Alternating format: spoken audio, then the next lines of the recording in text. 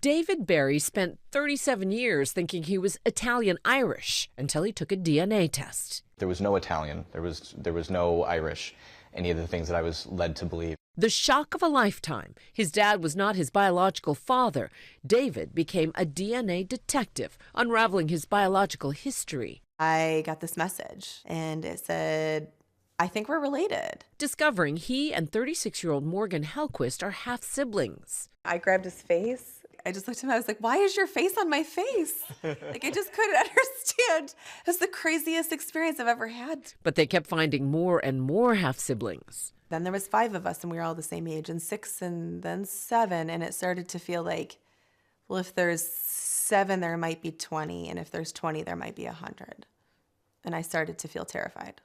The half-siblings had more than just DNA in common. David and Morgan say their mothers used artificial insemination, using the same fertility doctor in Rochester, New York, Morris Wortman. A biological daughter Wortman raised, agreeing to take a DNA test to try and fill the missing puzzle piece. The result, David says, she matched him, Morgan, and all the siblings. I am the product of something that should have never happened, with an unconscionable violation of ethics at a minimum. He's someone I can't escape because his DNA is in me, his DNA is in my son. I wrestle with that. From the first time I held my son, that man was in the room with me. For Morgan, the story takes a darker turn. For the previous decade, Dr. Wortman was also her gynecologist. How did you tell your mother? When we found out, like, there wasn't any need to tell her. I was screaming and sobbing at the top of my lungs. Hellquist filing a lawsuit against Wortman in September, alleging, among other things, that he committed medical malpractice by treating her when he likely knew he was her biological father. Wortman's team denying the charges. In your view, what has he done? He knew the whole time who he was, and I didn't. He took away that choice for me. Both Morgan and David's mother say Wortman told them he was using sperm from an anonymous medical student. David's mom still reeling from the news.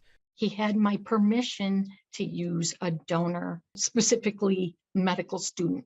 He did not have my permission to use his own sperm for a donation. It feels like a sexual assault.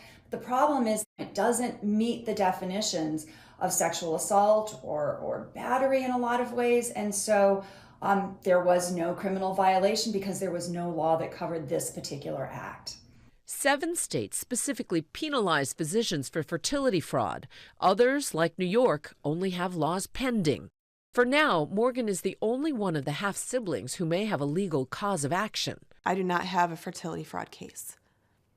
I have a case because he touched my body without my consent. Morgan says, despite the pain, there is a silver lining. David and my siblings are it's not even bittersweet. It's that they're the shining glue that holds me together during all of this.